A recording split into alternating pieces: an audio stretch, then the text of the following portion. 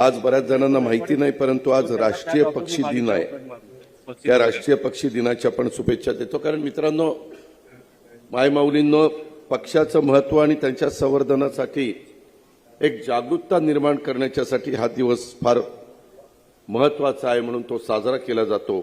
ही महत्वाची बाब आहे.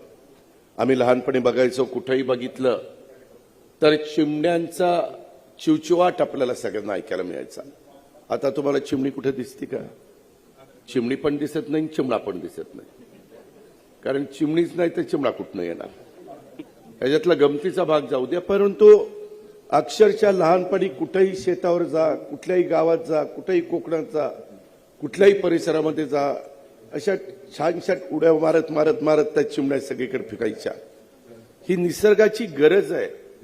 जसं तुम्हाला मला जगण्याचा अधिकार आहे, तसं पशुपक्ष्यांना पण ह्या वसुंधरेवर जगण्याचा अधिकार आहे. आणि तो पहिल्यापासून चालत आलेला आहे.